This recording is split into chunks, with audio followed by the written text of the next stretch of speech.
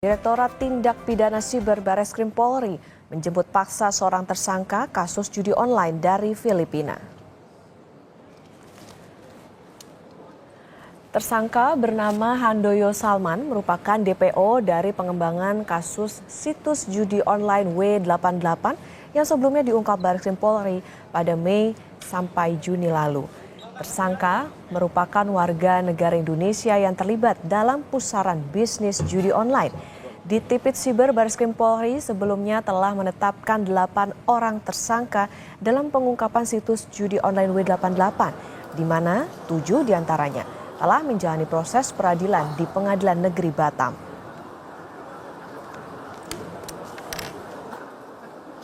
Kami telah menetapkan tersangka dan DPO kita monitor ada di Filipina.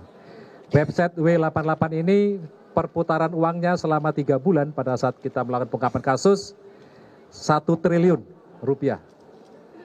Kemudian saudara Han alias HS berperan dalam website ini adalah sebagai manajer regional khusus Indonesia, mengumpulkan dan menerima rekening deposit dan withdraw yang dikirimkan oleh beberapa tersangka yang telah kita kirimkan dalam rangka saat ini pada proses tahap persidangan di PN Batam. Informasi terkini kita tanyakan langsung ke jurnalis Kompas TV Audrey Zevanya di Bareskrim Mabes Polri. Selamat pagi Audrey, jadi apa peran 1 DPO pelaku judol situs W88 ini?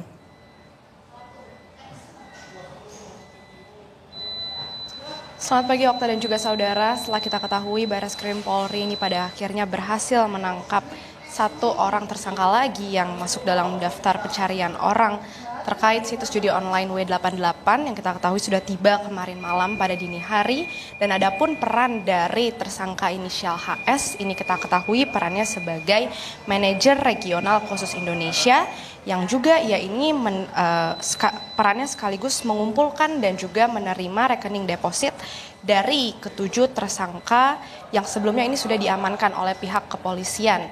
Yang kita ketahui sebelum kepolisian ini pada akhirnya menangkap tersangka berinisial HS, sebelumnya sudah diamankan oleh polisi 7 tersangka lainnya yang kita ketahui berada di wilayah Batam yang kemudian dilakukan sejumlah penyidikan hingga dikembangkan dari pernyataan ke-7 tersangka yang pada akhirnya ditemukan menyasar pada 1 DPO yang kita ketahui berada di Filipina yang juga dari pihak keamanan Filipina ini sebelumnya juga sudah menahan tersangka berinisial HS ini pada tanggal 31 Oktober 2024 lalu.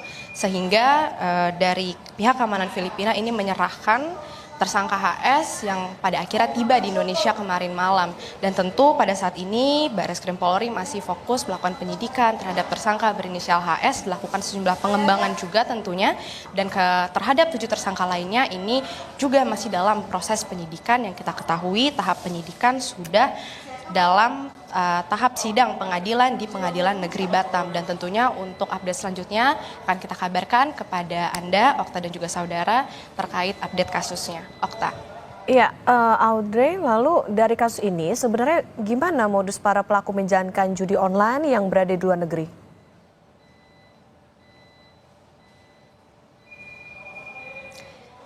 Ya Okta, untuk modusnya seperti apa ini kalau kita lihat dari pernyataan PPATK melalui sejumlah penelusuran yang mereka lakukan, ini memang sangat bervariasi, variatif sekali untuk modus yang dilakukan para pelaku yang kita ketahui ini mulai dari penggunaan money changer melalui penukaran valuta asing, kemudian juga para pelaku ini berkedok melakukan transaksi bisnis ekspor impor ini juga dilakukan oleh para pelaku.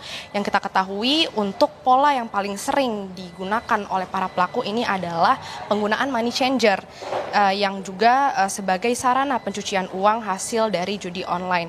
Dan juga selain penukaran melalui money changer tadi, ini juga para pelaku mereka membuat perusahaan fiktif atau bisa juga menggunakan perusahaan yang sudah ada untuk melakukan transaksi ekspor impor yang sebenarnya ini memang tidak ada, tapi sarana yang digunakan ini seolah-olah mereka berbisnis, tapi sebenarnya digunakan untuk transaksi judi online. Bahkan tidak hanya itu, tidak segan-segan para pelaku ini juga bisa dari mereka ini memanfaatkan penggunaan rekening yang didaftarkan atas nama pelajar atau individu dengan profil yang penghasilan rendah. Ini juga suka digunakan oleh para pelaku sebagai modus mereka dengan harapan transaksinya ini tidak terdeteksi, yang seolah-olah rekening yang ada ini sebagai aktivitas ekonomi yang karena penghasilannya rendah, jadi tidak mudah terdeteksi oleh pihak kepolisian. Jadi itu adalah sejumlah modus yang digunakan oleh